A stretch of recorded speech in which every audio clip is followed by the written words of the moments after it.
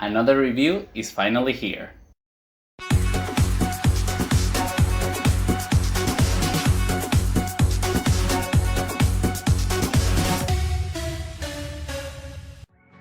Hello guys, one more time and welcome to Ring Royalty. My name is Alexis, as you already know. I hope that you like this new scenario that I've planned, this background, this whatever you want to call it, like the decoration has changed.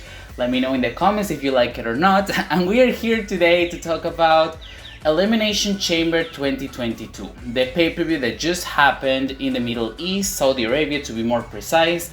There were 3 women's matches, and that's already historic considering where the pay-per-view was held. However, besides making history, it's time to go and analyze each of the matches that happened there. So without anything left to say, let's start with the review. The first women's match that we got was the Raw Elimination Chamber match. Winner faces the Raw Women's Champion at WrestleMania. Bianca Belair against Liv Morgan against Nikki ASH, Rhea Ripley, Doudrop, and the returning Alexa Bliss. Shout out to Liv Morgan's in-ring attire, channeling her Britney Spears "Oop, I did it again" look. I stand. And also Alexa Bliss, I mean, what happened with Alexa Bliss? Isn't she exactly the same? I don't see any story progression or character development here. Maybe it's just the first time that we see her and they didn't plan much because it's in the Middle East, but hopefully on Raw we will see an evolution of Alexa Bliss. If not, all of these segments and weeks waiting for her to come back feel pointless. Something I would like to highlight is that throughout the match, the structure wasn't used as much as other Elimination Chamber matches. This one was pretty standard, I would say. However, there were some good spots, and I really want to mention them. Doudrop's showcase, the strength that she showed dominating Nikki ASH and Liv Morgan in the early going was fantastic. You knew that Doudrop wasn't one of the favorites to win, but it is nice that she got a spot to showcase some of her maneuvers and her strength. I really appreciate that moment. Also, Nikki ASH being the first one eliminated, I think it was very predictable. It was obvious that Rhea would eliminate her. Now, what did shock me is that Doudrop was the second eliminated, but Liv Morgan was the one pinning her for the 1-2-3 after a sunset flip powerbomb from the top rope. Shout out to Liv Morgan, kudos to her. She's improving each time we see her in the ring. Like, it's so unfortunate she wasn't one of the favorites to win either. I really wanted Liv to win, but considering the momentum going into this match, Liv had absolutely no chance. And that's why she got eliminated by Alexa Bliss. Bianca Belair once again displaying all her athleticism and strength, that military press with one hand on Liv Morgan, the springboard moonsault against Bliss. Bianca's just an exceptional athlete, there is no way to deny that. I'm not sure if you noticed when Rhea Ripley was trying to hit a suplex on Alexa Bliss and the dress kept covering her face. That was a hilarious moment for me. She looked so uncomfortable, she wanted to laugh as well but she couldn't break the character. It was a very nice moment, and well, Rhea Ripley and Bianca Belair's stare down and face off is always nice to see. I will probably get dragged because of this, but it felt like deja vu from what happened at the end of the Gauntlet match on Raw. Rhea Ripley cleaned the entire field of 3 competitors just for Bianca to come in last and defeat her to win the last spot in the chamber. And then at the pay-per-view, Bianca was the last spot and once again came in fresh just to eliminate Rhea, who was destroying people for about 10 minutes? So I feel like it is very unfair to Rhea. I really expected Rhea to eliminate Bianca, sort of like a payback from what happened on Raw. But we got exactly the same again. In the final minutes of the match, Bianca Belair countered Alexa Bliss's DDT perfectly with that handspring. Awesome, Bianca, that was so good. And then she finished the match with a KOD for the 1-2-3. Bianca is headed to WrestleMania. Are we surprised? I don't think we are. We heard from months that Bianca Belair is the one the WWE planned to have challenging Becky at WrestleMania, so that made this match a bit less exciting. It was quite predictable. However, it did get "This is awesome" chants from the crowd twice, and that's memorable. Let's remember that we're in the Middle East. Kudos to everyone that participated. I would say this match didn't have many sloppy spots, most of it was on point, but it was booked in a way that there weren't many exciting spots at all. Congratulations to Bianca. We will see how that match happens against Becky at WrestleMania, and I am very curious to see what's gonna happen with the other ladies that couldn't win. What can I say? It's not that the Elimination Chamber match was bad. I just think it wasn't as exciting as previous Elimination Chamber matches that we have seen in WWE with the women's division. I would just say this was an okay match. The second match of the night was courtesy of the SmackDown Women's Division, the tag team match between Charlotte Flair and Sonya Deville against Ronda Rousey and Naomi. Before talking about the match itself, I want to point out Ronda Rousey's outfit. It is historic. It's the one that she used in the Olympics back in Beijing 2008, but it was a choice. I mean, come on. It was out of the box. I like creativity, but I mean, it wasn't the best outfit, just in my view. Wrestling-wise, this match was really interesting because of the rivalries that were involved. We have Ronda and Charlotte who have a title match in the upcoming WrestleMania pay-per-view, and we also got Sonya Deville and Naomi who have been involved in a rivalry for months now, over 6 months I believe.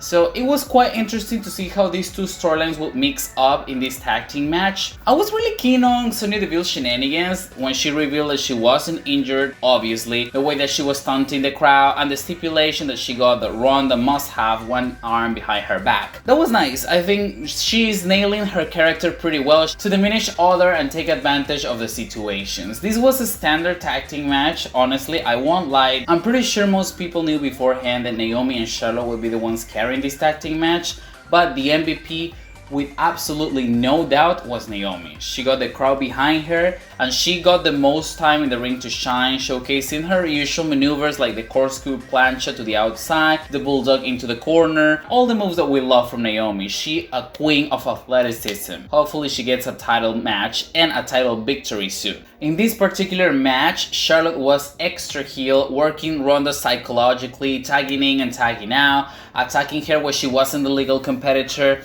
and going for her free arm, so she would basically have no arms to apply the armbar. That was really clever. However, there were very wonky and messy spots with Charlotte inside the ring, but I feel like she sells when she wants to. She did really good selling for Naomi in this match, but with Ronda, all the spots were really messy, and that worries me because they are main eventing WrestleMania for the SmackDown Women's Championship. What kind of match are we going to get? It is only 6 weeks away, so step it up, girls. Charlotte applied a really weak version of the Eat Defeat. Gail King should be pissed off right now. And we also got Ronda Rousey, who was very rusty, trying to hit punches or knees, and they were obviously not connecting with their opponents, so they look really fake. And the ending of this match was basically a SmackDown rerun from a couple weeks ago. Ronda was about to lock in the armbar on Sonya Deville. Charlotte Flair was just looking on and decided not to get involved. Sonya Deville tapped out, and that's how Naomi and Ronda won this tag team match. Like I said before, this was a very standard tag team match. It was basically the heels taking advantage of one of the competitors while the other was outside the ring. Then Ronda coming in just to get the victory, which is often what happens when Ronda is involved in a match, but it wasn't something memorable. It felt like a match that could have happened at SmackDown. I would have loved to see actually Charlotte against Naomi for the SmackDown Women's Championship in a rematch at the Elimination Chamber, and maybe Sonya and Ronda could get involved, but this tag team match just wasn't it. There wasn't much of a storyline progression either. Perhaps the only one that got the chance to really shine in this pay-per-view and in this match in particular was Naomi with all of her flashy moves. But other than that, it felt quite standard. Nothing else to talk about this match. It was okay, it did what it had to do. It was probably a filler in the card just to keep the SmackDown Women's Championship match at Mania relevant. And that's about it. It is what it is, right? And the last women's match of the night was for the Raw Women's Championship, Becky Lynch defending against Hall of Famer Lita.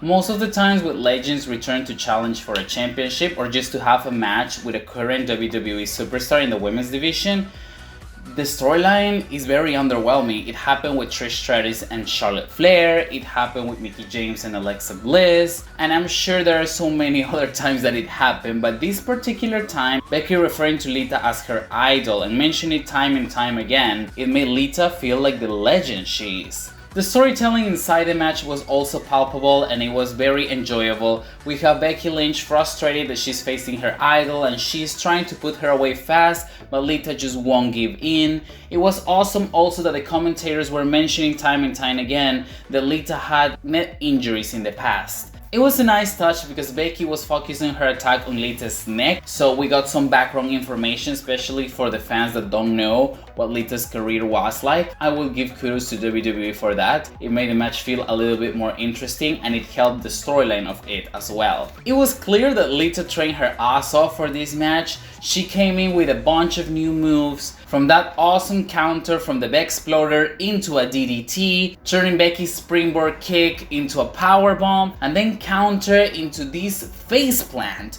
It looked brutal. Lita did a remarkable job in this match, and that earned her that "you still got it" chant from the crowd. For me, it was mind-blowing that Lita got the chance to compete in the Middle East, and she even got "you still got it" chants. So awesome. I am sure she's so proud of herself. Becky though, she also did some amazing things in this match, and I would like to point out the last few minutes. She did an awesome disarm her and then she switched it into a manhandle slam. Lita got her foot on the rope, but the transition from one of her finishers to the other was so smooth, was something that she hasn't done, and I am so glad she brought back the disarm her. For a moment I think she forgot that was part of her arsenal. And we gotta talk about the ending, because the ending was everything. A twist of fate by Lita, followed up by a Lita soul, only got a 2 count. I know for a fact I've read many of comments of people hating on wrestlers when they actually kick out of their opponent's finisher, but in this particular case I think it added to the match and to the feel of the match. And then when Lita was looking for her second twist of fate, Becky countered out of nowhere the twist of fate into a manhandle slam for the 1, 2, 3. Becky retains the Women's Championship and she will be defending it at WrestleMania against the EST Bianca Belair. This was the match of the night from the women's division. It got everything we needed. Lita got a great showcase, the storyline was there, she felt like a legend, but at the same time Becky Lynch didn't just feel like a random wrestler inside the ring with a legend, she also delivered. I believe the two of them got the same amount of offense, so that was nice, and we also got a false finish after the Lita soul. I love false finishes, it's what keeps the crowd invested in the match, it gives this electrifying atmosphere in the arena, and this match did just that. After having 2 women's matches that for me were pretty standard, nothing that memorable or remarkable, this one was one for the ages, and it is only fitting that the Raw Women's Championship match between one of the best wrestlers from today and one of the best from all time collided to feel as special as this match felt. Thank you very much Lita for giving us this banger. Hopefully you stay around a little bit more, even if it's not for a title match, maybe a retirement match at Mania. Even if she doesn't, this was a way better retirement moment for her than when Crying Time sold her panties to the crowd. Do you remember how disrespectful that was? Bottom line, it was an awesome match. Becky Lynch is still our Raw Women's Champion. I am a bit tired of Becky Lynch's champion, but it makes sense. It was very difficult for Lita to win the title considering she's a returning legend and we don't know how long she's sticking around for. Obviously if this was Goldberg or Brock Lesnar, he would have won the title, but we're talking about the women's division, the underappreciated part of the company. And after this pay-per-view, we already know who will be the women involved in each of the title matches at WrestleMania. Now it's just time to wait and see what's gonna happen at the grandest stage of them all. Alright, so this was my review for WWE's Elimination Chamber pay-per-view 2022.